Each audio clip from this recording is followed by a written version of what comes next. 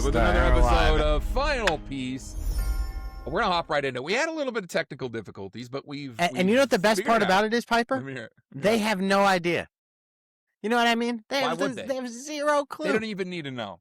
Hollywood Magic will make it look like we were right on time. Poor Dave Palumbo. Dude, we had my men waiting for an hour. He's been sitting in the green room. There's only so many, peanuts you can crack and pistachios you can know. He's in the back, sucking. And the guy who's giving him all the stuff is quite literally a keycap on a keyboard, which blew his mind. So that didn't help. Alt, who's this? Is he in a suit? He's looking around.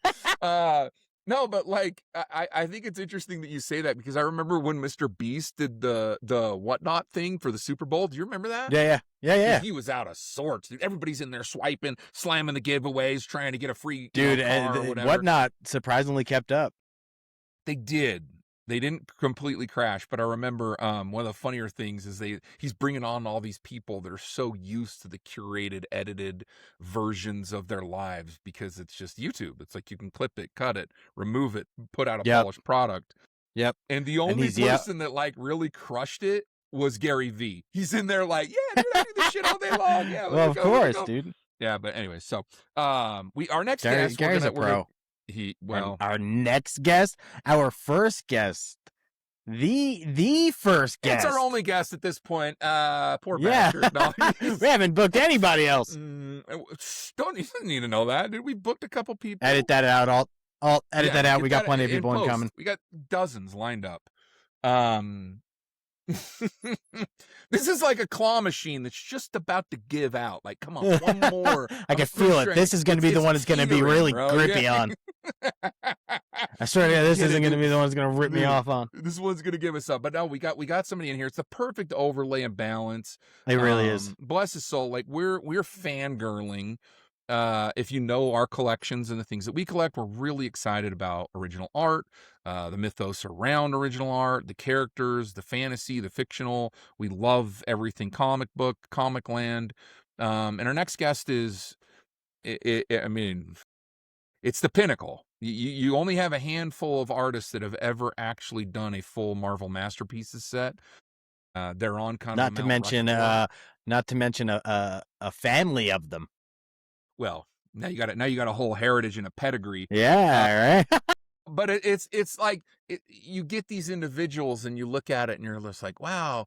And we'll show some of his art here in a second. But without further ado, we're gonna bring him in here now. Yeah, let's bring him in. He's been waiting long enough to.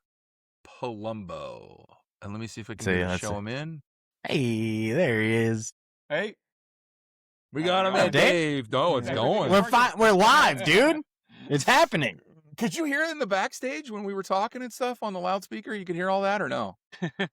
Yeah. Could you hear it or no? You could? Cool, you can. Sick. Yeah. No. You're also just testing for us, and we hired you for that as well. You're just doing some live testing. Watching the show. So he's watching. That's cool. So, anyways, we do a segment at the beginning every time, which is called, what is it now? We gotta have like a little tune or jingle. It's called showpieces.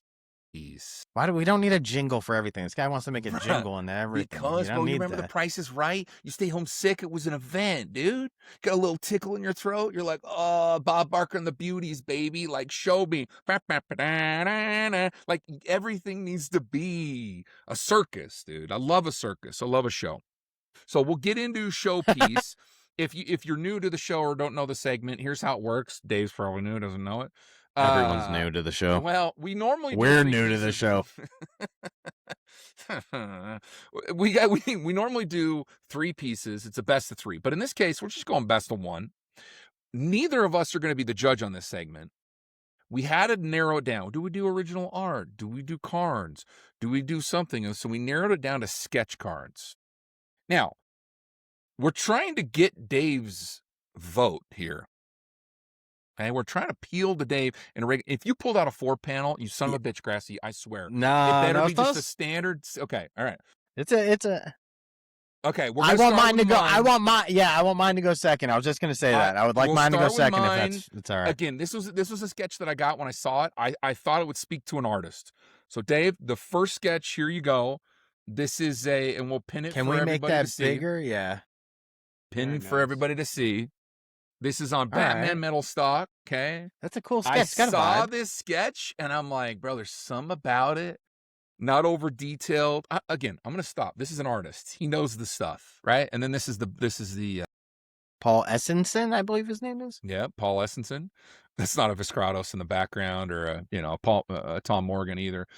Don't mind those. Tom Morgan is pretty cool. That's a cool one. That's a cool one. But okay, so that's mine. You don't have to give me any notes now. We'll get over Okay. to Bill's now, and then Bill, good luck. All right, this is mine. The style might be somewhat right. The style might be somewhat recognizable. I don't know. You can show the back anyway. Alt, he might already know the artist,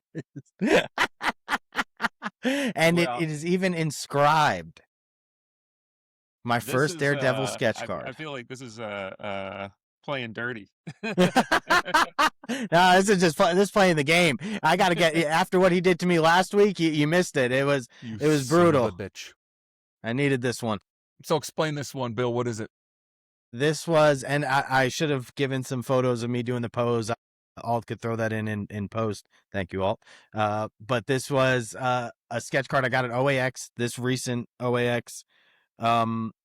It was my first one, and it was my first time meeting both Dave and Julie, and they're both amazing. And Julie decided, because of Spidey Hitch, Justin, to do sketch cards, and she did a magic for him that was mind blowing. And everybody, there were people that just immediately got in line. And she was like, I'm doing only for this day, and then I'm out. Like, you guys ain't getting any more. So I stood in line for about 2.5 hours. And it got really cool because she started asking people to do poses. So like Dave Marvel at My Cards Henderson was doing a Venom, and he did a pose. And then I got up there, and it was Daredevil, and she was like, give me a tough pose. And I got the pictures of it. I'll post them. It was really fun. I got a video, and it was a blast. My wife loved it, and I loved it. It was really cool, and she killed it. And then everybody asked for these little touches of color because she wasn't doing full color. She wasn't taking her time to do all that. It would have taken her forever to get full color all those. And she did for Psylocke, for Darth Biz, really cool pink around her hand. And then for me, she did the double D's in red. It was just an experience. It's one of the coolest experiences I've had in the hobby, with cards, with art in general. It was an awesome experience. Yeah, I can't say enough about Has it. she never done sketch cards before? Never. That one for Justin was her first. Yeah. So And cool. I think she was Legendary stuff. I can't remember, but I want to say she was not officially signed up for the free sketch thing. Oh, I don't think she was. I don't think she really? was. Yeah, she wasn't. Oh Yeah, my but God. so she and I were sharing the table. Well, not sharing the table exactly, but our booth was basically like two booths that kind of merge into each other. And so she's sitting at a table, and I'm at a table right next to her. And so I was signing and doing sketch cards, and I think that was where Justin was like, "Well, come on, Julie, you're just sitting here hanging out. Like, what would it cost, you know?" And so they worked out whatever they worked out, and then yeah, once the seal was off, I mean, congrats Yeah. on being in the right place in the right time Yeah, to jump and in that line. I do have it right here next to me, Oh, and I love it. dude. That thing is a It beaut, was man. definitely highlighted the show for me, was just like watching that happen, just getting to sit there and see. Yeah, like, well, I think it might have been Darth Biz who was the first person that As she for was like, color, hold up your no, that she was like, hold up your hand. I'm just gonna take a quick picture with my phone. you're and right. grab You're it." right. It was him, because we were all laughing that she's the model for Psylocke. Yeah, and then at that point, it was just like everything came together, because now it's interactive, and Oh, it's not yeah. just that you're getting this card, but there's like this whole experience that goes with it. So, yeah, that was super fun to watch. What I And found. sorry, Pyper. But I just want to say, we'll lead into this in a little, but this was also my first time where I saw Dave using a camera, doing some shooting on some old school stuff. But Yeah, sorry, same. Auntie. Got No, that no, one no, right you're here. 100%. Before Well, we yeah. go into that, I will say, like, I don't know how this opening segment is supposed to work. I don't want that Batman to not get any love either, because that was a sweet sketch, and I wasn't sure if I'm supposed to talk Dave. now or later. No, or no, what, no, but... Dave. Here's the thing. I lost. The minute he put up the Julie sketch, like, listen. I'm even ashamed. We're gonna edit this out. I'm not It would even. be We're not an even putting the segment in. injustice it would be an injustice to the artist not to call out that that is a sick Batman. It really is. Very, very well designed, very well executed. I love the rain.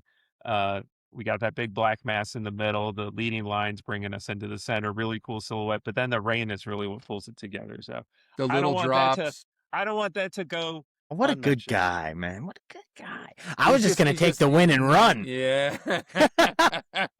He's nice to, well, he's an artist. He understands and is sympathetic. And the artist should be flattered because I have probably 700 sketches in my collection that I've been curating. I have a bunch of Iron Man. I have like the whole entire Riddler from Batman Metal. Almost every Riddler sketch, besides like 2 that I know of, I've Wow. amassed. Yeah, no, yeah, it's stupid. But like Not dumb. when I Don't say saw that. that sketch, I'm like, man, it's got, because you normally don't do a lot of stuff in the background, having the foreground be dynamic, and then have it all kind of tell a picture and a story in simplicity. I was like, oh, this is gonna win, and then it does not. Obviously, like you're playing dirty. You're right. that's me. It's I'm the I don't know if you know that. That's Yeah, kind you're of the me bad guy. in there a little. Okay, well, wonderful. I'm 2-1. Hey, come back, kid. It's okay. So we're how coming this back. works is, obviously we want to showcase people's collections. We reached out to you. We were like, hey, man, would you come on the podcast? You're like, yeah, dope. I'd love to talk about my stuff. So for the remainder of this, we want to shut up and we want to let you kind of like explain to us like the passion it is, like how you like this, how you got into it. So we'll start with some of the origin stories first to kind of lead into some of the pictures Sure. that we Origin have, if story. you're Ooh, I okay love with that. that. Yeah. Yep. But so obviously, I think it's safe to assume, coming from a family and your mom being the artist that she is, for those that don't know, Julie Bell. So she's this amazing artist, and you have this art at a home, and this has to be a part of the story, right? Did you get into photography because of just being around art all the time, or what was it that drew you to photography aside from painting? I think in some way, probably, I always loved movies growing up. And so I think that that connects to in some way, just that, movies are moving pictures, moving photography.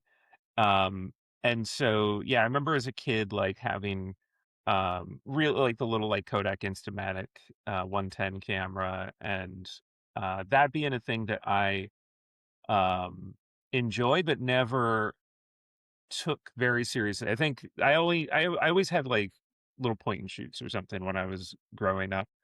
But when, I started kind of like, Boris really loved photography as well. And when my mom and Boris first met, and I was able to start to kind of like seeing how he did his work and how this whole thing, how it all worked, this would have been really, really early 90s, so everything is still analog. He had Ah, a dark that's so room in the cool. basement. They had a photo studio in the basement, and he would bring models in and they would, shoot, and then he would print his own reference So he was like material. really into it, or I mean, Yeah. so he would I'm gonna, use live references for his painting. That's listen, awesome. dude, I'm going to interrupt a little here, but you got to reserve the rights to a movie because this is the next 50 Shades of Grey. Like, if the guy's got a dark room, he's taking photos. I know artists like the nude, they don't shy from it. It's like the human form. Hey, yeah, the human form. It's It's a beautiful and thing. like he was of course, like, it was professional tools that he was using for his work too. So like he wasn't just shooting models, he was also photographing his paintings for reproduction. So he was shooting mostly, I think, 4x5 color positive film for that.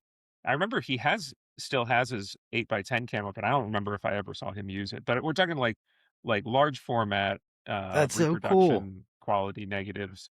And yeah, and then at a certain point, like, in the early 2000s, that just gradually became unnecessary. Like there was faster, easier ways to do for like shooting reference and photographing paintings and everything, to do it digitally. And I think during that period of time, like I graduated high school in the year 2000, and so at that point, like I had a little a Minolta SLR that I was using to take pictures with. I would use the darkroom at home. So like I had a couple of years of getting to kind of do that. But then I also switched over to digital relatively early in the 2000s. Shot digital for um more than 15 years of that just being the tool that I used. And at some point I developed I think I learned that you could take old lenses and adapt them to work on a digital camera, which is very extremely common now. It's a thing that, especially in like videography and cinematography, like very, very common to do. And when I learned that, that was really exciting for me because I think again, like the connection to old movies and stuff, I was like, I want to, see what kind of different kind of image quality and character you Yeah. can get with some of these old lenses. And that eventually, my brother, who's also an artist and who's also interested in a lot of the same kind of stuff as I am. At one point, he was like, "Hey, you can still like buy film, and you can like really do a lot of stuff at home that you couldn't do back in the '90s." Like, I never did any color processing, but now you could like buy kits and do that in your basement, and then you can like digitize your negatives. You don't need to have, even if like I don't have a dark room, I would love one, but it's just not functional in my space here. I was gonna ask that at Uh, some point too. my That was a local question. lab is in the process of setting up a community darkroom, and like day one when that thing Local lab. opens, That's really I'll cool. be there. But yeah, yeah. Shout out to Retro Photo Reading also for any Hell yeah. folks in the Pennsylvania area. That's where I go. But yeah, they like my brother got me like opening my mind up to, oh, actually all the old film cameras are still like functional. Like you can actually still make images with these. It doesn't have to be a digital body. And once I realized that, that at that point it was like 100+ years of camera history that just opened up. And Yeah. That's cool. prices go up and down. I wish I'd caught on to that like a few years earlier than I did, when there was some stuff that was just dirt cheap, because at that point people had basically abandoned it and it was just hanging on by a thread. But now I'm happy to see there is like a thriving analog kind of resurgence, and I think it's gonna continue. I think it's yeah. one of the things that you're saying there that maybe for some people that were not around during that time, like I graduated in 2002. So for us in that generation, we witnessed computers. We saw all Hmm. this transition through that time, and we remember what it was like to do the little, disposable cameras and get them Hmm. developed for family birthday parties or whatever. We'd walk into Kmart and 6 weeks later tell your photos were done. We remember that, right? But it's like Yeah. for other people, they're like, I don't even remember when you didn't have an iPhone. Like this is a weird thing for them. And I'm in that weird in between space. Yeah, because I graduated in 2010. I Okay. graduated high school. So like for me, it's like my brother, who's only a year older than me, and he's also big into cinema, was and he wanted to make movies and be a director his our entire childhood growing up, did the same sort of things, had a camera, but it was a digital camera to be fair. And but he always said when we're watching movies, and like I said, he's big on movies. There's something about film, and it's true. It's just the film grain, real film grain, is something. And I kind of put it to like the same thing as we don't get blanks in guns anymore. You get fake guns and you get guys doing this, Right. and there's something raw, there's something real about the actual firing of a gun, even though there's no Mhm. bullet coming out. Yeah. There's something to that.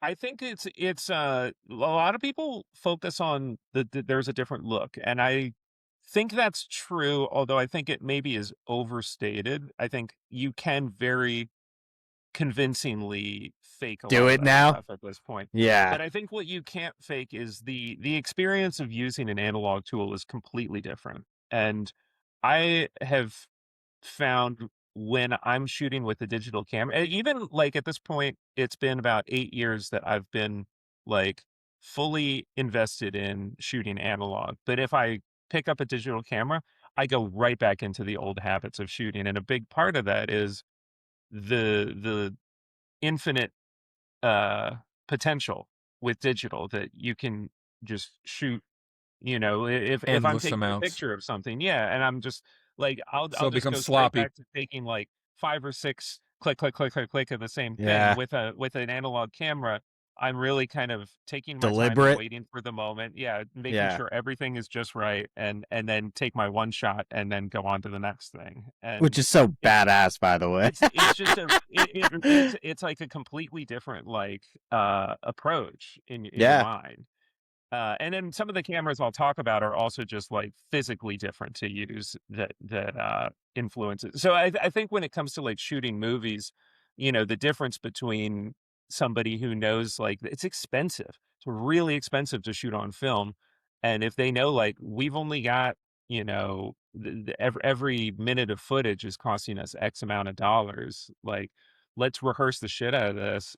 Excuse me. No, No, that you're was a good. You're good good. one. That was No, good. no, no. But PG-13. You got a handful more. okay, okay. But let's rehearse this thoroughly, and then like when we're ready to go, like we really got it. Or in some cases, the spontaneity of like we just got to go and work with what we get, and both of those are going to give a different result than somebody like. That's a Actually, I It's great don't know if so. Fincher it's a is great digital angle. or not, This but is he'll do so. like again and again and again and again like that. Well, I'm gonna do a tangential story real quick because I think it'll be enlightening, and then it'll segue to the next one.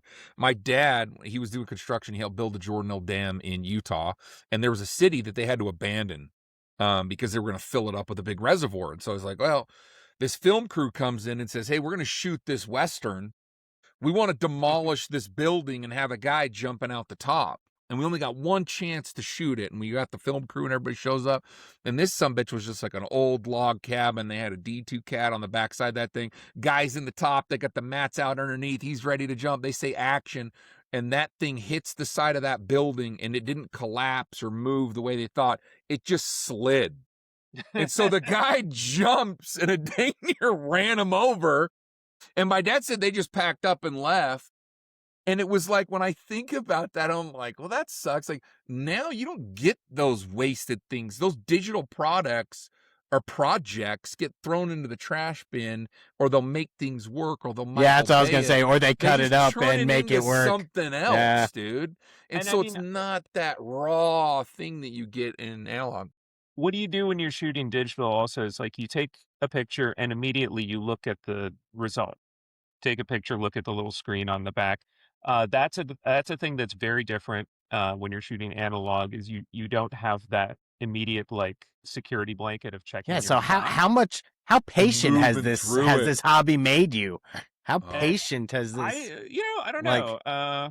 It depends on what kind of thing I'm shooting, what I want to bring with me. Some of them are slower than others, but what I was gonna say though is what you were just saying about the effect didn't go the way they wanted.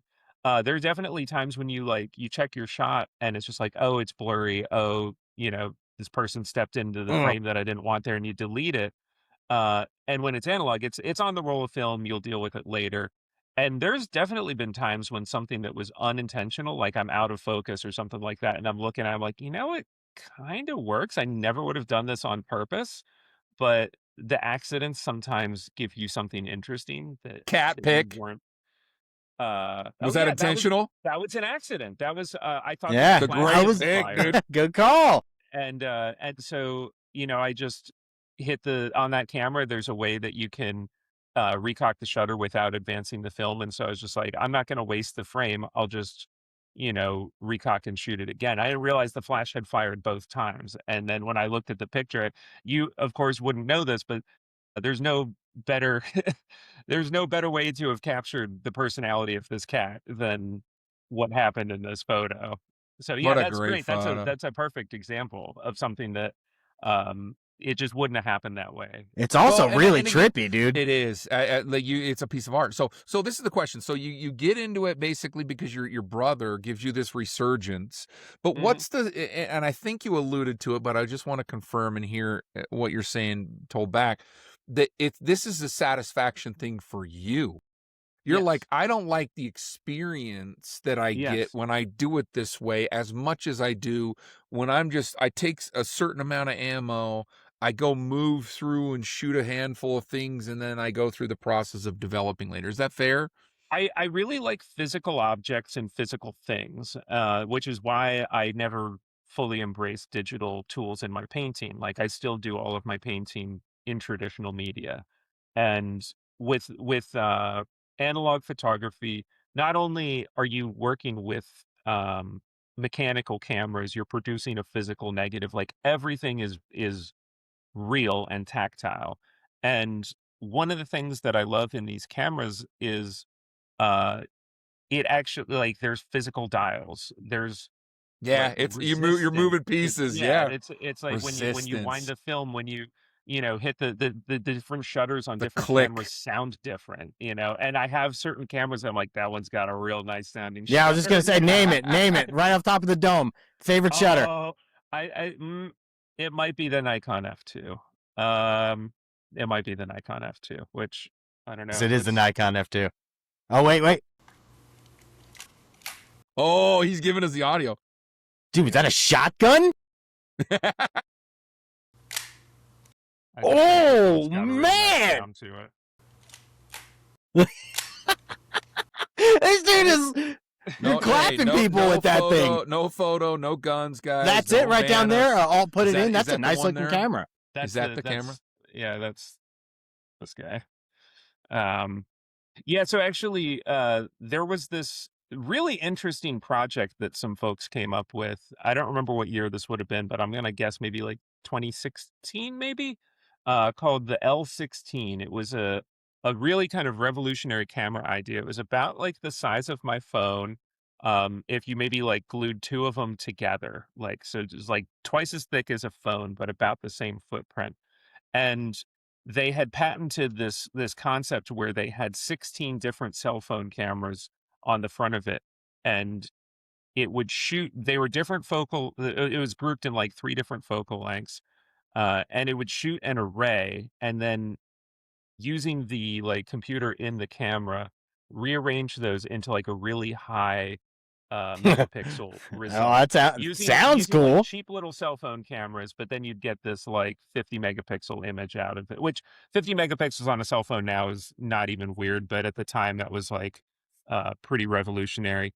And I was on the waiting list for this thing. I'm not usually an early adopter, but I was like, this sounds so cool. And you carry it in your pocket and you can, you know, uh, have like this fully functional high image quality camera with you at all times. And I got it and I went out shooting with it for, I don't know, like a few weeks or something. And I was just like, this is not fun at all. And I ended up returning it. Like they had like a return window. If you didn't want to keep it, you get your money back. And I sent mine back. Yeah, And I but realized it's you like, rode that sucker. You rode that it, sucker Did it hard for work? 2 Did it work weeks. well though? You Did it rode work yeah, that well? sucker Was it? hard. Did it it was a work good, well? so it worked well. It was a little buggy, but it was the kind of thing where I was like, I bet they're gonna iron these bugs out because this is like version one, you know. Yeah, The file sizes were enormous, and you had to use their yeah. I proprietary can. software to Oh work no. with it. But all that stuff was a little annoying, but it all kind of felt like things that down the road would get improved. But it was just the experience of using it was no different than shooting pictures with a phone. Yep, And that makes sense. I I'd love just to see what this realized thing like looks like. it looks kind of interesting because of all the little cameras on front. Like Yeah, some people have something, I think it's tryptophobia, which is a fear of holes. yeah. I'm And kind of apparently the it's desert cracks and stuff. Yeah, get me out of yeah, there, man. it's a little triggering for some people Yeah, the yeah. look of the Never mind. I camera. don't want to see it. Yeah, come across that thing in a But dark alley.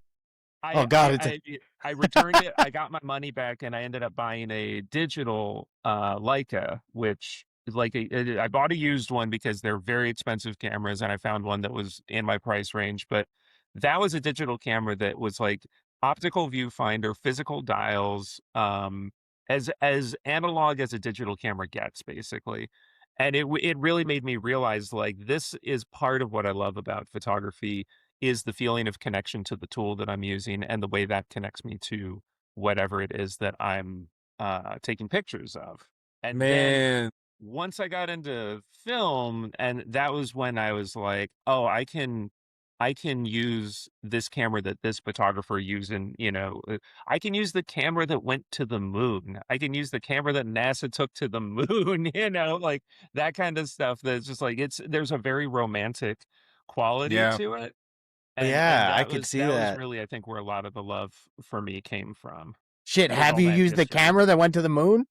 So it's not technically the same model because they used one with an electric winder, but the Hasselblad Dude, 500 is like, it's one of the iconic cameras of the 20th century, later part of the 20th century. what do one of To Wow. those me go also, for? um, with a lens, you probably get one for, in good working order, I would say like 2000. Which is a Okay, lot for that's an analog camera, I know, but to be fair, for that sort of history and technology in working condition, that yeah. doesn't feel Well, terrible. the working condition is the trick, You because also have all these things, like, people think about this with, like, how well German engineering was doing, or Swiss engineering when they were doing mhm, European engineering, let me just say that, when they were making, like, watches, and you don't think about it until certain watches have been kept in pristine condition, and then yeah, you're like, "Oh, shit, this piece of machinery is insane." So every gear, everything, every system, if it was maintained well, it produces well. yes, And I think when you would say well is like, oh, we're generalizing. It produces consistently. And so when you're dealing with photography, you have to That's fair. know that your light exposure is what it is. You have to know that it's going to give you that split second of capture time. You have to know that it's going to reload or recapture or move on. And so, like, what I find most interesting about what you're saying is, we even do this biologically, where we have these fabricated fidget spinners or toys uh-huh, because our yeah, phones are just naturally, they're sterile, and so we mhm. want that thing or that click or that feel, and people get into these physical pieces. I think it's great that you're producing something way cooler than what I do with my fidget spinner. Let me give So you, this is another one of my favorite sounds. Oh, we have another sound check. Let's hit it. This is the Hasselblad shutter. I mean, And for me, it's the wind though. The oh, that is crisp. Hey, Dave, we're making you a shit ton of money overnight. Tomorrow, Oh, so tomorrow. people are all over that. Oh, they are. Oh, Oh, yeah, yeah. but not from Dave Palumbo, bro. We gotta monetize. Dude, We need this money. I'm not gonna lie, Dave. The photos of that I think Alt just threw up of the woods and Uh-huh. that looks like that, like a Oh little yeah. channel heading out on the beach. Yeah, Mhm. dude, and those are all from that camera. Yeah, those are from the Hasselblad. So I That's a have gorgeous photo, man. That just in I don't know. addition to the historical importance of this camera, this, again, NASA used the electronic version. This one doesn't have a battery. This is all mechanical. Fair. But Look at this addition photo. in addition to that, this is also the camera that I wish it was the camera that my stepdad Boris used, but unfortunately he sold his Hasselblads in the early 2000s, and God knows where they've gone. But I always, like, once I got back into analog, I think that there was a part of it that it was also like, I remember his Hasselblads being sitting there on the shelf in the photo studio, and that being his camera that his models with. And to me, just feeling like that's the pinnacle, like that's the one that I want to one day, I want to use that camera. I want to take pictures with that. Wow. We Is this we like your we're daily getting driver?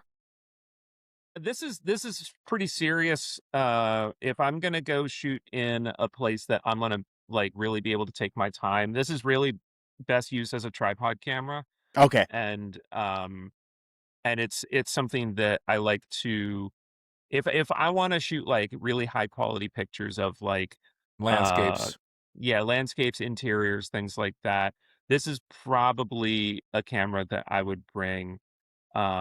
And I think it probably is my Such a most cool, it used gives such a currently. vibe, man. They Yeah, feel like there's such a vibe to those photos. The it's color, a I don't know. To say daily driver, I don't know. It's definitely not an everyday carry, but it's one of my most used cameras for sure. Now we're Cool. getting really into the gun space on that. Knife space is the same thing. You see this across a lot of individuals. They're like, "Oh, I got 19 guns." Like, well, nobody needs 19 guns. Yeah, well, here's the thing, Dave. Nobody You don't needs get 19 it. cameras, but you don't get it, right? It's like No, you know what it if is. I could pare it down to 19, I'd be a much more disciplined person than I am. I love that. How many do you have? You don't have to answer that. You don't have to answer that, Dave. You don't have to answer that. You don't know who's listening. In a camera group I'm in recently, because there are folks in this group that they've got like 1,000 cameras, or something. They've got Man. They're pictures where hoarders. it's just like a wall of cameras, and like I don't want to have that kind of, like, I don't even necessarily think of myself as a collector because I want to own things that I'm going to use. Then Fair. there are Cool. definitely cameras that I own that I will not use. I try to make sure everything is at least functional. Like there's a camera that I was given that's an old Konica from the very late 1940s. It's stamped on the bottom, made in occupied Japan. And this was given to me as So just cool. as a gift. It was like somebody who had it that was like, I don't think I'll ever use this. I have no Give idea what me I'm going to do someone with who this. might. Yeah. And the truth is, it's not a fun camera to shoot. A lot of the time, stuff pre-50s cameras for me are just a little too awkward to photograph. The viewfinders are too small. But at the same time, it's like I feel a responsibility that the camera needs to be in good working order. And so I was able to track down the guy who repairs Kanikas and send it to him. I'm like, I don't know. I if I'm just ever want gonna to stop shoot you. this. You realize this is the most collector thing ever, right? He said, "I don't consider myself a collector, but I have to tell you, this camera deserves a good home, and it needs to be in good working order." Did you say the viewfinders were too small on a Japanese camera? Is that? So the viewfinder. All right. I know. Let's, I don't know. I don't know cameras. I'm Come gonna on, say, Bill. I'm asking. I can see you wear glasses that look similarly like big on the head as mine do. And when you put your eye up to a viewfinder of one of these old, like pre 1950, especially cameras, especially if you got glasses that make it so that you can't get your eye way up in there, it's really squinty. It's very hard to use. A lot of newer cameras, that's not a problem at all. But some of them that I really value a good viewfinder in a Okay. camera. Okay, I'm loving all this. This is we're getting a little tangential. Bill's throwing you with some stabbers, and we got to make the gravy here. We got to start with the sauce. Let's get the roux. So we've established that there's this draw. You kind of get this connection to it. You're like, Mhm. wow, I art. Obviously, I kind of think we understand where that connection is.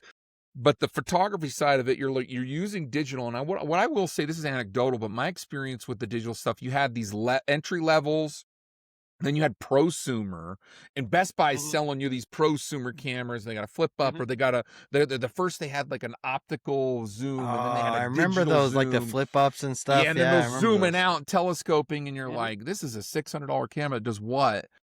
Mhm. And then you get everything in the super high-end professional. So the average experience for people was one of those prosumer cameras in the digital space for decades. Sure. And to see now that you're like, you know what? We kind of got away from some of this, what used to be the reason you'd go out and point and shoot.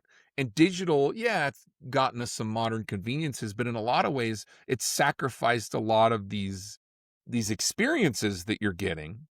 Yes. So now that you're entrenched and you're feeling that, and these experiences are starting to stack and compound, where does the little, where does it click in the back of your head where one camera's not enough or two's not enough, and you start to really dive into this? Because at some point, what I've found for hobbyists, and I guess let me boil it down this way, at some point you start going to Reddit. And so when is it that you're like, okay, I'm in now? Like, I'm getting more serious what than number? just Yeah, what buying a number camera. when you turned around and there was like 7, you're like, oh yeah, all right. I don't know And if you there's want no more. number, but what thing Yeah, are what was you the trying feeling? to unlock, or the experience? Yeah. That So feeling? just to answer, I think I have somewhere between 45 and 50. Okay, that's a good Yeah, amount that's though. reasonable. And the reason It's a I say lot of somewhere cameras. between, it's like it is. It's Guy has a funny. serious issue. This guy's got a problem. I would say, like, there's no reason that you need to own. I mean, there's no reason you need to own more than one. And then if I'm going to be generous, like some are better at certain things than others. You could probably inflate that number to 5, maybe 10. So at a certain point, it's just like, why are we, you know, up around like 40, Yeah, but 50 that's what cameras? collectors do. But the thing is, they'll piss on that. Yes. It brings you joy, and this is the thing that I want people to feel like. At some point, you're not burdened by this collection, and if somebody doesn't get it, you go to these forums or these groups or these Reddit pages, and your community gets it. And some poor Sure. bastard's got 4,000 on his wall, and he's a hoarder. But I mean, you're like, at least I'm not that guy, No. Like that's where it's like, so for me, there is a certain point where I start to feel the dread. It's like there's an anxiety I get if it's too much. And then it's like I gotta sell some stuff or I gotta figure this out. And so like I've been there. You got to I've curate the never been collection. someone. Yeah. Yeah, you do. And it's like at a certain point, you got to ask hard questions about like, does it, am I, for the cameras, the question is often like, am I actually going to ever use this again? Like, has That's this an been interesting thing about what you supplanted by collect something too, else? especially and I bet there are a lot of people who kind of, I have to assume that 4,000 camera guy does not have a fully functional collection, but that almost sounds like a No. rainbow to me in what we collect. Yes. Like my Yeah. collection, I got 40 cameras and yeah, they all work. No, like I feel like that's there's cool. people, There's something yeah, to that. there's people who like they collect like one camera and they've got So hundreds yeah, of copies of that one camera, and it's I because there's like little that's so cool. variations, or it's like this one's a really early serial number, like Yeah. that stuff. There's parallels for sure. Definitely there's rainbow But, collectors dude, that's out so there. dope. But what I and I think that is, but this is what I think every collector goes through. Is finding your voice and your niche and your desire and your thing and what is it that I'm trying to accomplish. And so when you ask that question, I want to bring some light to that because I think this is really sound advice for anybody that's in collecting. At some point, you do have to stop yourself and say, okay, what's reasonable? What is speaking to the story that I'm telling, or what is it that really brings me joy, and what is it that's time to maybe let go? Mhm. And so how do you come to that decision? Is it just use? It's got to be utilitarian. If I'm not using it, if I don't find the time that I'm going to go out and stretch the legs Well, I and mean, get these that's got to puppies out be there, is that open to what it could be? everybody, right? I mean, I'm just curious what yours is. Is it like eye appeal, just Yeah. like looking at it? Use is part Value? of it. Use is part of it. There are some cameras that I have bought that I knew I would never use. Like I have this one Russian camera that is hand painted in like a traditional kind of like I don't know what you'd call it. A Like babushka?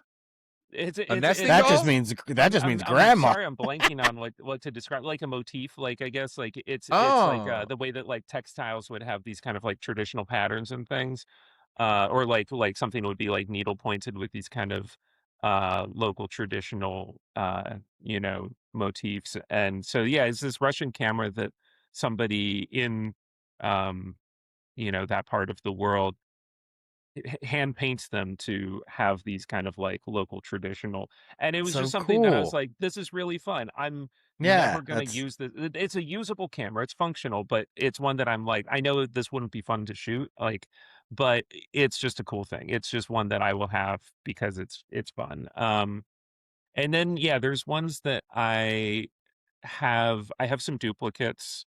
uh Sometimes I'll have a duplicate of something. So I have 2 Hasselblads, and that's because this camera is truly like one of my, I will always enjoy and love using this camera, and it's so extremely functional. And having 2 of them means that I will always have one that works. I mean, smart. hey, That you don't I'm have to. like, Here's the A thing, little Dave. You don't backup. have to justify your addiction with us. This is a safe space. but It's like, and I but have it's like 2 more after that, so I actually keep 4 to make 2 sure. on Just order. one of the other ones that I sent you guys in the thing is the Olympus pen, yeah, I which is saw I that don't know what really this tiny is. one, which Tell me looks what this cool. is. so the Olympus pen was this was produced in I think the first one was 59, but I think of it as a 1960 camera. This was released, I think, with the Smaller. intention of wanting to make a very simple, easy to use, and inexpensive camera. Like the idea of like cameras are intimidating to some people. We want something that's accessible and easy. This is a half frame camera, which it shoots a vertical half of what would normally be considered a 35 millimeter negative. And it's about as streamlined and simple as a camera can get. There's no It's focusing photos mechanism. too.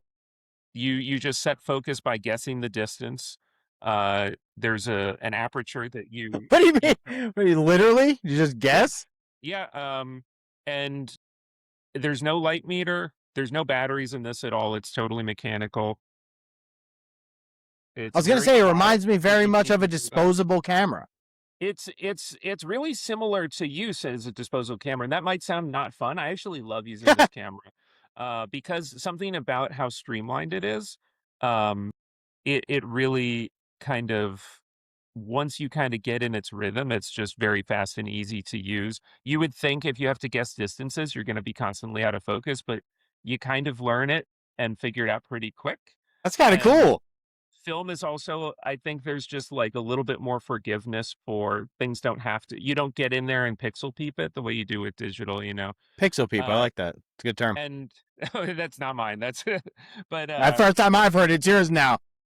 the reason that I have 3 of these is because the man who invented this, he was a junior guy at Olympus, and he was just really like an innovative thinker. And over the course of the 60s, he really like rose to the top and became like their head designer. And this was his first camera that he designed, and this very first That's so version of cool. it has certain indicators. We're going to get real collectory with this. There are certain details that I can look at this camera, and I know that this was the original release made. It wasn't even made by Olympus. They hired another company because Olympus wasn't sure if they were just going to lose a boatload of money on this, and so they didn't want to interrupt their production line. And so they got this company called Senko Shoji to produce I think it was like 30,000 of these, which is a lot. You know, that's not like Yeah, it's a not super nothing. low number or anything.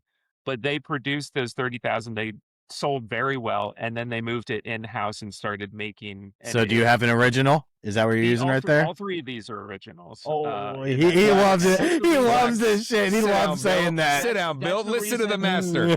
that I have 3 of them is because if I find one that's one of those Senko Shojis, You have to cheap. buy it, don't you? They're cheap. Like as far as cameras go, these you can get for like $80.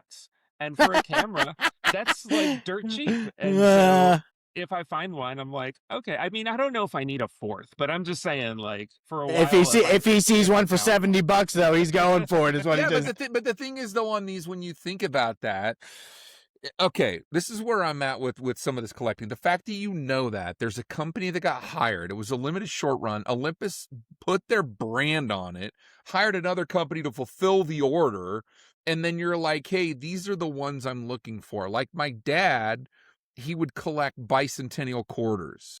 Mm-hmm. And so I have like $1,800 worth of bicentennial quarters. Yeah, dude. And the thing is, it's a cool story. It's a cool collection. You pick that ammo crate up, it weighs 1,000 pounds. Like it's stupid. You're like, what's in this, dude? It's like, oh, but like with something like this, like how do you not, now that you know the story and what it is, and you use it, and you're trying to. It's all not great though. I think an uncle once that collected deodorant balls. So like, you got to be careful. Yeah, you can anything can draw you in, you know. That's shame. It's not a big deal collecting these Olympus pens. And also, like, I really Maitani is the name of the designer. I just really respect what he did too. He went on to That's cool. His kind of like most iconic cameras that he designed. There was this one. I think of there's 4. There's this one. There's one called the Pen F, which is a really cool little camera also.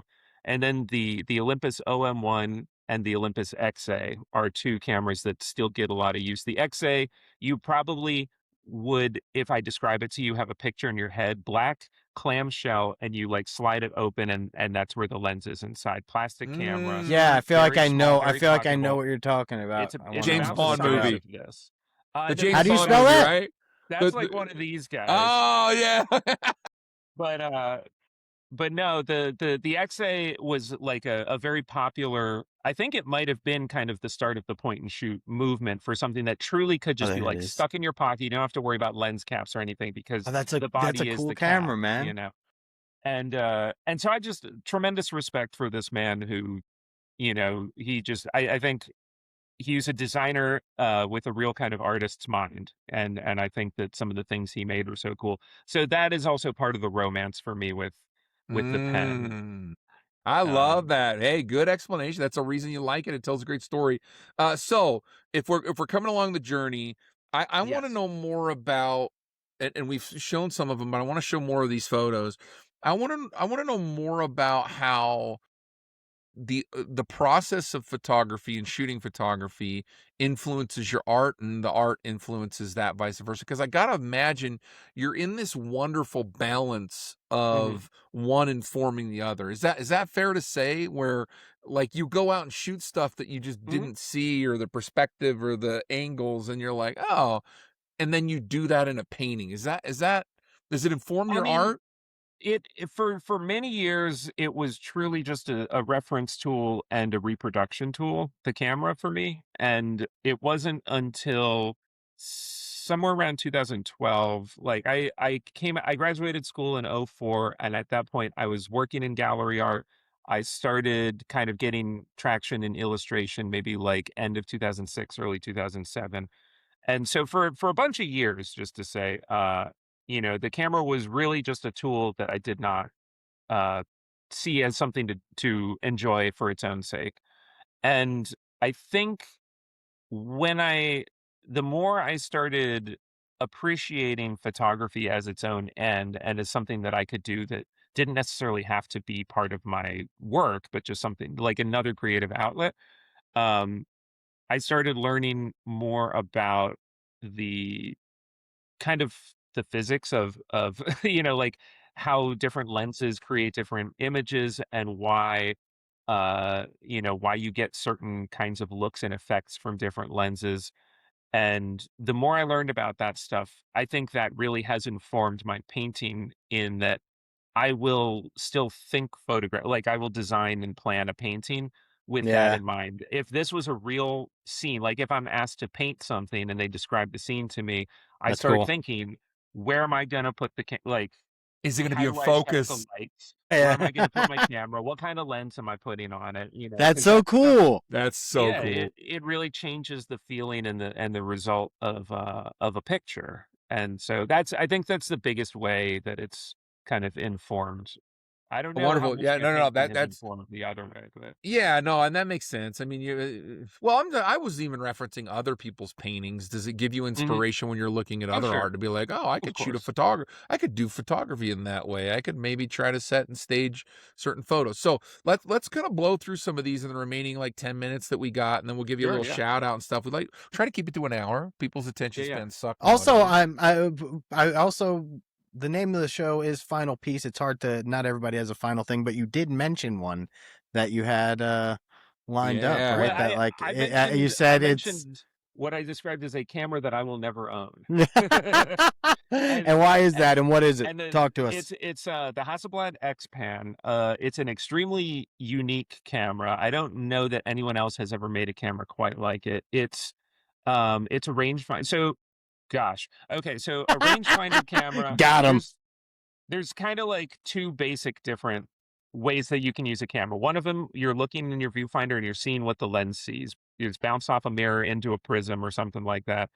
That's where you're looking through the lens is really more of like an SLR style, single lens reflex.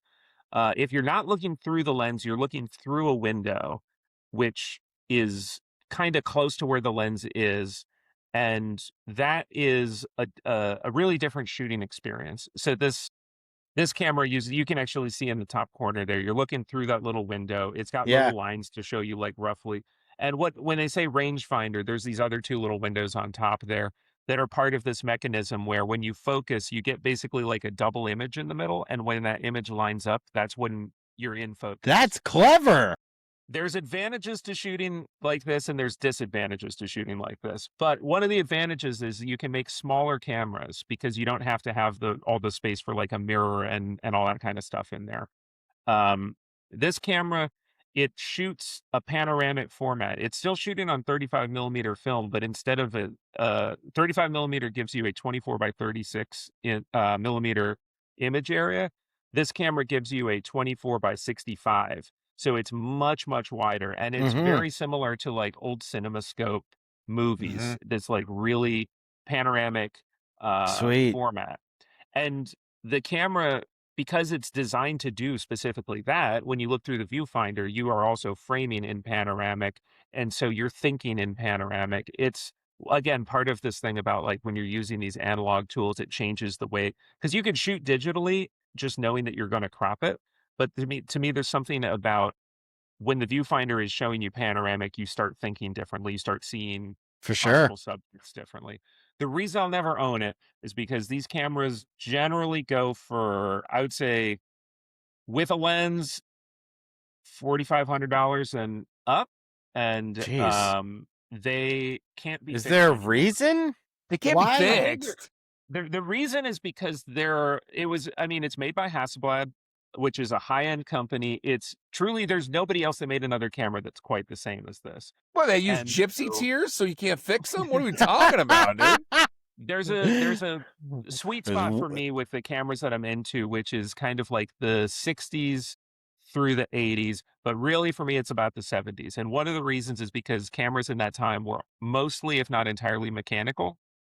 Once you start getting into the 90s, the X-Pan is a 90s camera, and into the early 2000s, they become more and more dependent on electronics. And some of those electronics, when they fail, they can't be replaced. And so the X-Pan, I believe, is in that category. I'm not sure if there might be some folks out there who might disagree with this, or maybe like people are always trying to come up with, there's people working on solutions to these problems. And so somebody might be creating new X-Pan circuit boards so that if it gets fried or something, Wow. It's pretty Uh, cool. Or different That's independent pretty cool. batteries or something. So let's But assume that somebody were to, hypothetically speaking, like maybe, try to trade you one of these cameras for some maybe art.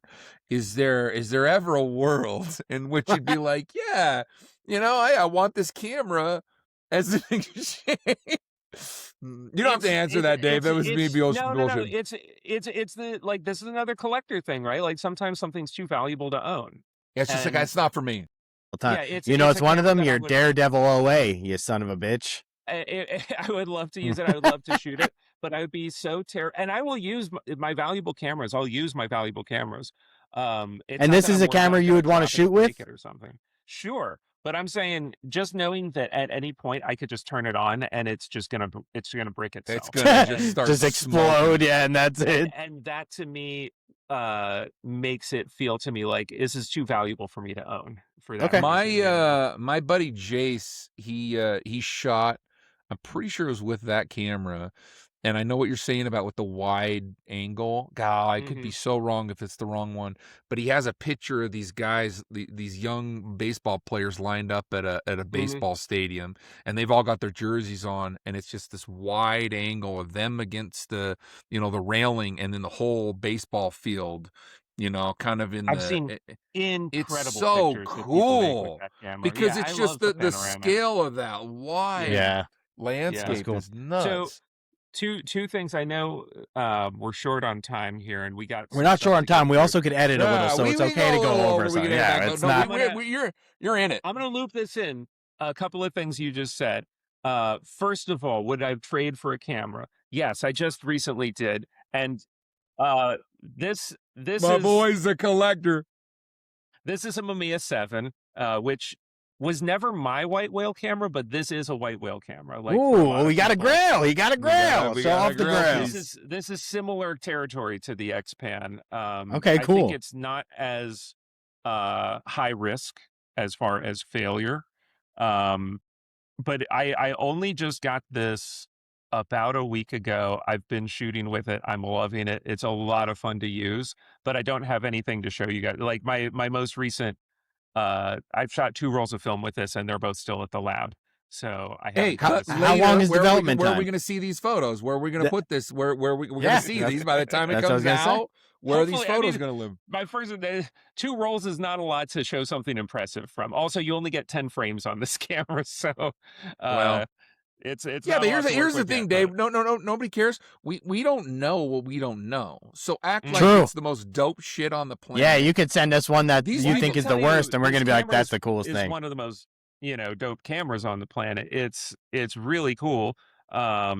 I just haven't got a lot of It looks really experience clean shotgunning too. Is with this an yet. old Yeah, camera? it looks a little too This new. this is like very end of the film era. This is also a 90s camera. Looks I like think it's just in that it damn good wasn't condition. it wasn't as so the X-Pan has an electronic film transport, which is one of the things that often fails on it. This still has the thumb line. Ah, dude, I love these the noises on those things. I didn't know, man. I think honestly, and if somebody breaks into your house, you don't even reach for a 12 gauge. Oh, that's You're reaching cool. for the Look at camera that. mechanics. You're trying to check. This is the size of the negative Wow. on these, which is it's 6x7 Beef. format. That's so cool. They're beefy. Bigger than what you get out of a Hasselblad. And oh yeah, The noises, dude. The noises are so solid. if you like noises. So this camera, if you want to change the lens, you have to like close a curtain or else it'll just like fry your film when the lens isn't on it. And Yeah. so they have this little physical curtain that you close, and I think it's got a real good release sound. Just a nice chuck there. Yeah. But, the other thing, so That's cool, man. I've always really wanted one, but I'm too scared to try to own one because of how expensive and fragile they are. So there's a lot of folks out there who get into trying to build some kind of an alternative. And so that is what I this wanted to little guy make is. sure you mentioned something about this building camera thing, which is really I've got cool. a few home builds here. This is a project That's that so I've seen cool. a lot of people do similar. I sent you a picture of 2 cameras Yeah, together. you did. This is one of those. This is an old there's a camera called the Nimslo 3D camera. It had 4 little lenses all in a row, and it was to shoot lenticulars where when you tilt the Oh yeah. and so people will now use those to make little GIFs. If you look this up, you'll see people will make just like a GIF where it's like a person kind of jiggling back and forth or something. Dude, that's great. So what I did with this was I drilled out, like cut out the inside where all Look the lens at cones that. were. And look, you've got this nice big, it's a 21 by 73 millimeter film gate. And because it's meant to shoot for that format, I didn't have to mess with the gears or anything. It just automatically already. Are you like? when you Is wind it- this you trying to make your own X-Pan? Is that So what this it's functionally similar. The problems, It's a poor man's problems with X-Pan. it's very much so. Yeah, the problems with it is there's no focus. This is again, it's a scale focus, so I have to just guess the distance. Okay. And that also the framing is nowhere near as precise as an X-Pan. So it's kind of fun to use, but it's tricky. It's also it's a lot wider than the X-Pan. The format is even skinnier and wider. So Oh, that's cool though. Look at that. That takes some kind of. that like- is a different one. So that is this guy, which is That's got like a whatchamacallit. It almost feels like foreboding. Yeah, You know what I'm so saying? the liminal space. Yeah. genre. Yeah. Back rooms. Yeah. So this is another kind of homemade version of another expensive fancy camera, which is also made by Hasselblad, which is called the Hasselblad SWC, which stands for super wide. It kind of and then seems C like is- Hasselblad's got you collectors by the nuts, dude. Hasselblad's they got you made guys. they made some good stuff. They got you guys. To They say got it- the to real say it good lightly. drugs, bro. To make this one, I like the that. body of That this picture's cool. was originally a folding camera, which is that kind that you think of like a camera where you unfold and there's like a bellows and the lens pops out. Yep. You know what I'm They talking about? stagger out. Yeah. So that was how this started its life back in I think the 30s or 40s. This is what the inside film gate is, a 6x6 camera, and I found a broken one that was basically beyond What? repair. removed the bellows and all of the lens and front stuff on it. And then I cut a metal plate and attached it with a mount that I could then put this helicoid, and this is a lens that Jesus, okay, how to explain this. Veronica made these lenses that you could actually like remove them and rehouse them into large format shutters, which is what is done here. And so again, we have a scale focus. It's a super wide angle, which is the images you were just showing from this. It's a very kind of like wide angle field of view. And how much do these yeah. things cost to make? I know it sounds like you sourced it from a few different things, so it might be all over the place, but how does that work? I'm probably into this for not that much. Maybe Even talks like a collector, dude. I'm into this thing about I did a thing and I met a guy. Say I'm probably into this like $400 or $500. That's pretty cool, though. Which is that's way solid. But here's the thing, guys. I gotta say this. I gotta interrupt for a second because this makes me feel like an absolute imbecile. He's going through this, has all the words, the correct diet, all the stuff. Right now, he's actually homebrewing them. The man's now an engineer and a mechanical guy, and I'm like, hey, I got a pink Gambit card that I get for my stuff. Hey, what do you guys think about this pink Gambit some card? collectors are going to make us feel dumb. That's fine.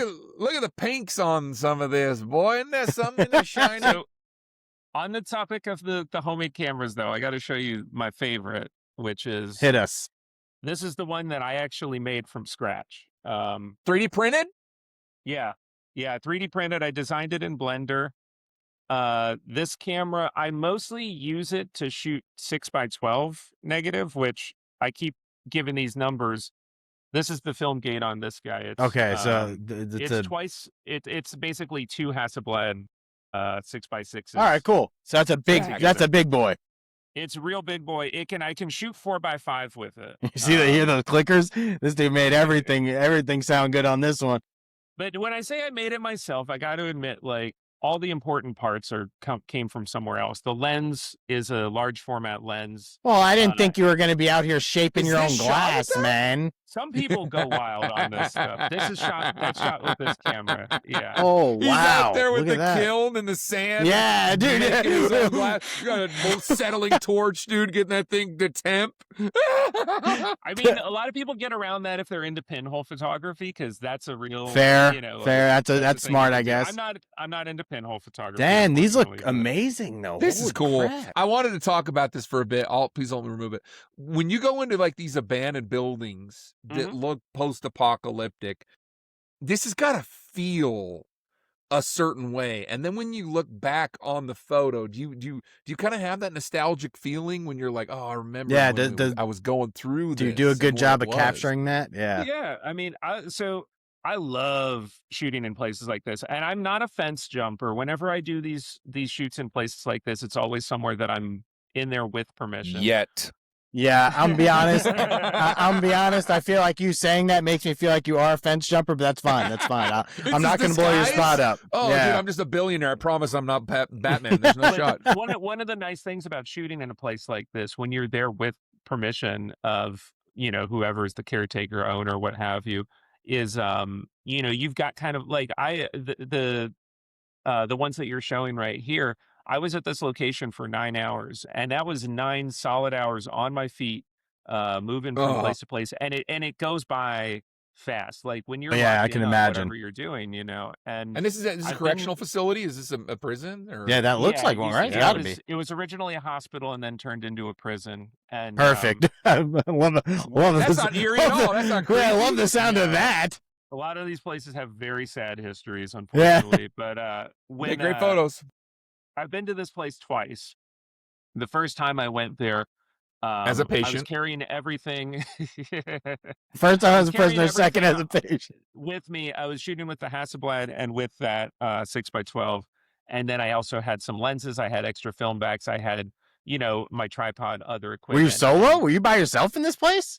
I always go solo for these things. I can't drag someone else Ooh, it's with me. probably a vibe, huh? You're probably out there like, Oh my God! that's You might want to put a note in the truck window and tell everybody you love your life and you're not trying to hang yourself like that. That's creepy, bro. It's but it's yeah, it's like at the end of the day, like my body was like an accordion that got squished from just like carrying all this gear yeah, for yeah. that many hours. Yeah, when I went back the second time, I was there with a rolling bag, which was a much more pleasant experience. But Good call. Good call. You You got some learned though. wonderful You pieces. learned. You got a wonderful story. I love this collection.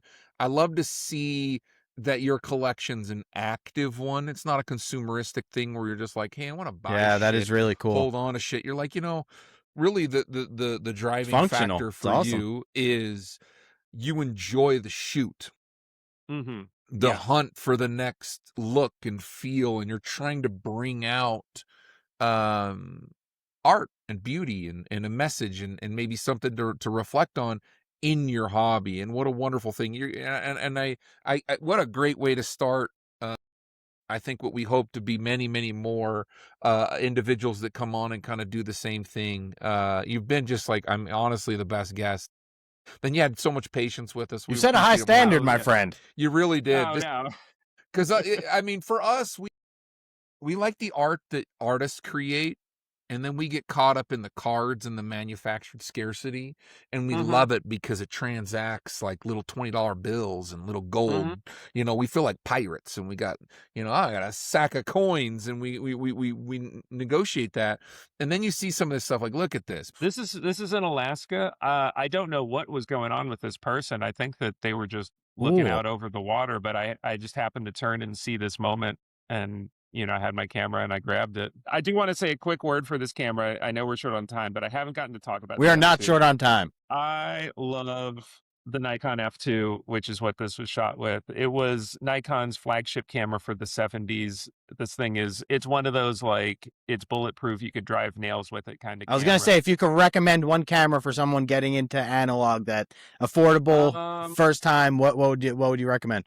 I would probably recommend a Nikon, maybe like an FM2 or something like that, which is a little bit of a simpler, easier to use camera. But I mean, the F2 is, I think, as far if a person's into mechanical cameras, um, you'll find a lot of people defending it as the best ever, as just like Are you they not really defending nailed it as the best ever? it's Oh, hard for that's me a to. no.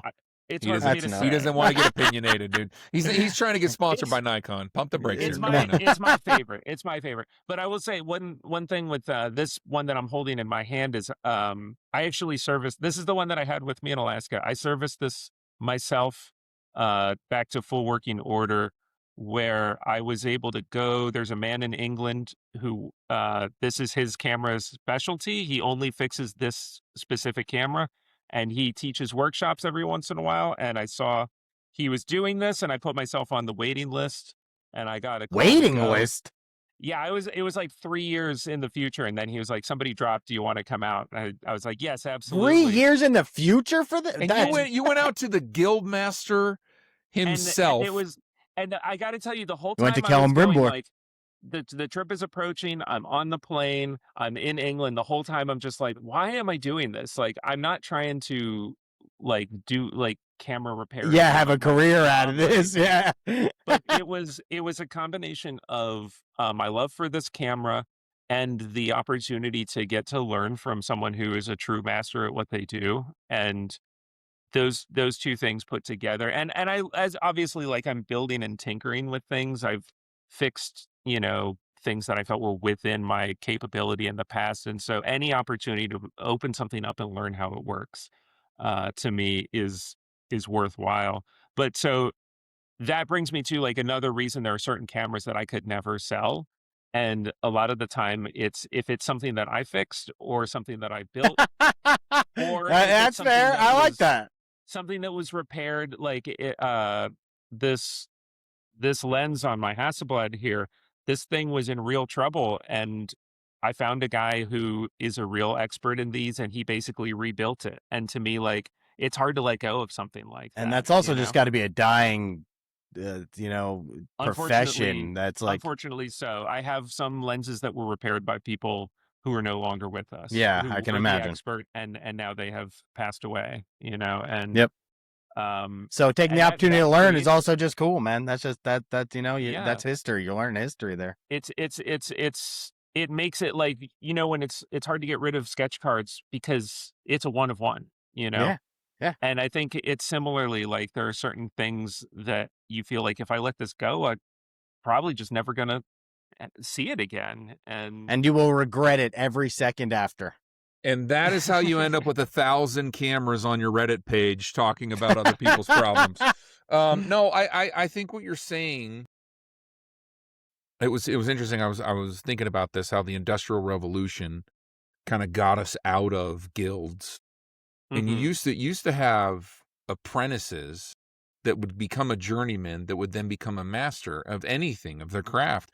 And slowly over time, we just wanted the product. Like, I don't care about all that. Yep. Give me the shoe.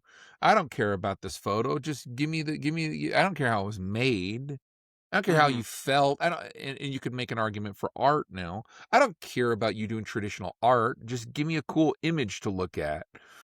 And when you see some of these, I'd say, artistic elements of collecting, it's gonna be really interesting to see where the new generation that's coming up puts their time and their attention. Because Mhm. I think we are seeing some elastic where the new kids that are going into college, they're not liking AI, they're kinda bucking Yeah. Yeah. smartphones. They want Yeah. traditional flip phones. They want a Yep. Nokia because it plays Snake and it's a built like a brick.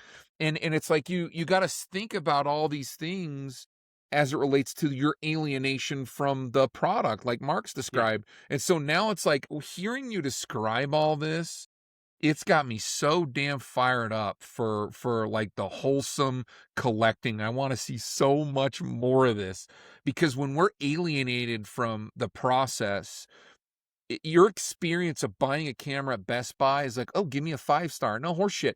I flew to England, met with the guild master. We rebuilt this thing. We brought it from the depths, dude. This was on life support, and I'm He taught me using it. the ancient text. Yes. How It's like the cool, man. Mandalorian, bro. Shows up and the guy's just Yeah, she's how chipping a cool. Beskar and she knows what it is. Like, I feel like that's we need to speak more to that. And instead of just being okay with the consumeristic side of what we do, and no disrespect to Tops, we need some allocation, but being like, it's just it feels like slop a lot of times that we buy. So to hear you come at your collection from this angle, I mean, Yeah, hats it's off cool. to you, sir. Like, it really is commendable, and I love hearing about it as a fellow collector myself. So this is awesome. Thank you. Yeah, I think when you asked me if I could come on to do this, I was like, I get to talk about cameras for an hour? Sign me up. Yeah, yeah, yeah, done. And I can tell, and even if Uh, you want to come back another time, you got a a version million point percent. two. We could get it going, and maybe we might even set up maybe a little collectors episode with my friend and you, and maybe let you guys just go crazy or something. Because Yeah, it'd be there fun. are people that are going to be exposed to this that are maybe dabbling, that feel that imposter syndrome. So if you were to give one message to people that are just getting into it, when you hit roadblocks against the way, when you're on the plane, you're thinking, what the hell am I doing? Why am I even flying to England? I had that when I was flying to OAX. It was my first one. I'm like, I'm a 42-year-old dude. My wife's gonna divorce me. I'm in a Marvel car. It's like, what's she even gonna say? Like, I'm a good dad, but what am I doing, bro? Like, how is I'm pushing it now. I'm yeah, really like, getting out what on am I thin doing? ice here. And when I went there, it was like, oh, this is my people. Like Yes. this is I loved it. So if you were to give any kind of counsel for anybody that's maybe dabbling, they know they love something, but they're feeling like an imposter in that space, what would be one bit of counsel you'd give them? No You pressure. know, yeah, I guess the first thing that comes to my mind is a meme that I've been seeing floating around. I don't know if you've seen this, but it's somebody saying, "May you heal to the point that you enjoy your hobbies again."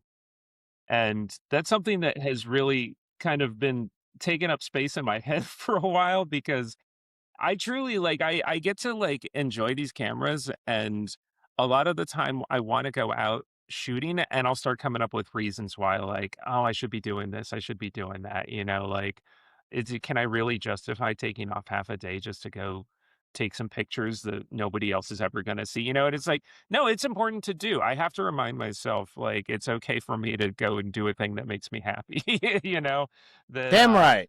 and it's like, we got to be responsible, if you've got like, financial responsibilities that limit how much you can participate in your hobby, then that's a very real thing. And that's just the world that we live in, but I think that whatever your hobby is, there's ways to enjoy it without having it become like, you know, uh, Burden. a burden is a good way to put it. And I mentioned earlier, like there's a certain amount that I start to get anxious when I get beyond that. Um, if at any point with any of the things that I consider to be like my fun time or whatever, if I start noticing like something's not fun about it, then you got to sit down and Deal with step it. back from it and figure out what's going on. Yeah. Why am I feeling this Yep. way and But address it. and what you said though is in every single space of collecting, there's always going to be an $80 Olympus pen.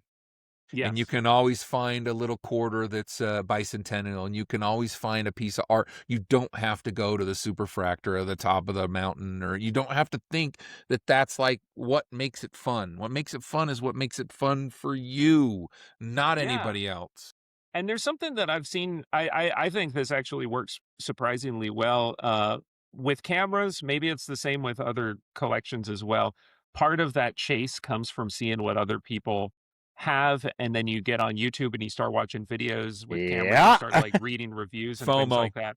And I've heard people say, like, if you feel like you're doing that and you're not trying to go buy something, you're not trying to spend any money, go start reading reviews for stuff that you already own because it'll make you excited to get back into that stuff. And I don't That's a know if it cool. works That's for cards, but it's absolutely true. With something that you can use as a tool the way that a camera is, you start reading about stuff you already own, and it's like, damn, I haven't shot with this in a while. Let's go back out and see what we can do with it. Beautiful. It that's a really great. works. That's a great. Beautiful. Yeah, that's a great little piece of advice. I That's a love that. nice. I think that was it's the collector's way, man. It almost feels like this is the way. Now, at the end of every episode, we try to have like a tagline. I do. Bill's resisting this in mass, but he doesn't Tagline, like this idea. like we're at the end of a 1990s sitcom. Hey, and and then you get the thing. Yeah, see, he gets it. He gets it, Grassy. Okay, we don't want to do that again, and we're not doing it but we want you to shout out what you're going. So at the beginning, you got Yeah. a website. We'll link it. We'll put in all the descriptions. Are you doing like a gallery? What do we have? What are we cooking up, Dave? What do you want the people to see? So Where do you want yeah, them to go? a lot of pictures that I've shot with some of these cameras here. I've got a little site that I have just kind of been poking around with. It's called nothinglastsforeverproject.com. It's a mouthful, but it's the idea to me. I started making these little zines, and each zine that I've done so far is kind of contained to usually a location, someplace that I went. And so the prison that you were showing some pictures from. Like that's one of the ones that I've done.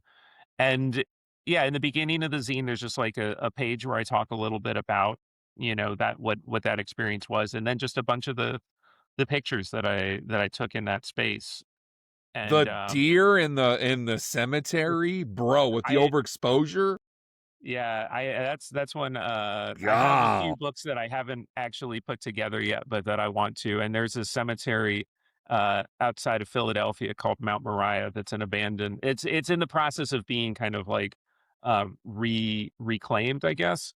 But really cool place. Like Sounds there's terrifying. Have at it. just stretches of cemetery where it's just like woods and vines and stuff with headstones poking out. It's very Look very at What is that that picture? That's something photo. you see in Silent Hill, dude. What? Look You at didn't turn that around and photo. run, man? Dave, That you're is killing cool, it, man. bro. So, and taking it back to sometimes analog tools have surprises. This camera, I didn't realize that lens had really bad halation, which is kind of like internal fog that makes it bloom like that. But man, it gives it atmosphere that a Yeah, digital holy camera would not shit. have. You can do it in post, but it's fun when it happens by accident. Yeah. But yeah, so the name of the project, Nothing Lasts Forever, was because a lot of the time I would see something. This is especially when I was still living in Philly. I'd like walk past a building. I'd be like, I'm going to come back and get a picture of that. And then I finally get around to doing it 6 months or 6 years later, and it's gone. It's whatever it is. It's been torn down. It's Yeah. been renovated. Some of the places that I've shot for this don't exist anymore because I went in Wow. and took pictures, and then 6 months later the building collapsed, and so yeah, it really Oh, look at is. that. To me, this place is gone. This building completely Really? caved in. And to me, there is something like really fascinating about these places that are in decay. You think of it as being like it'll just perpetually be like this, but it's actually a very brief period of time that places look like this before it either gets redeveloped, demolished, or just falls apart. And so, yeah, that's kind of how that project started. And Beautiful. Nothing lasts forever project.com. We'll have yes. it in the description. We will link it. Go there, check his stuff out. Are you selling any wares? We know you do in your full-time job. You have a This is your chance to open up your leather jacket and show everybody the stuff on the no, I inside. mean if you've got certain pieces, if people want to own anything. some of the things that you deliver Yeah, I on a mean, daily. if anyone's interested in my paintings, definitely my website is dvpalumbo.com. And, you can drop by there. You can hit me up on Instagram. You can hit me up on Facebook. Uh, I'm usually good about checking my spam folders where things end up sometimes. So if you don't hear from me, um, it could be that I just haven't been checking that recently, but I try to answer people. If somebody's interested, just reach out and I will let you know if I've got it and if it's available, and And well, we'll and that's the other thing a go lot of from there. people don't realize. Like, there are a lot of top tier traditional artists that are not doing anything digitally. So, just to confirm, you don't do any of the prelim work on like an iPad either. You're doing that all on traditional, or do you use He's digital some I mean, I a won't say little the bit rough digital. drafts? I won't say the digital is not part of my process, but all my prelims and all my finals are traditional media. golly. Digital is It's more of Love so it. like intermediate Love now, it. stuff. and this is okay. So for the uninitiated, um Magic the Gathering has a bunch of art. Any kind of like Pokemon even has art that people have created, but Pokemon has an interesting, license restriction there where they own all of those pieces and they get artists to Hmm. collaborate and then they pay them basically just an amount or a fixed amount for that contracted project. Hmm. The space that you're in and that we kind of find ourselves in, there's a twofold. You get paid from the company, but then you can also sell that original piece of art basically as a Yes. way to supplement and obviously provide a good living for yourself.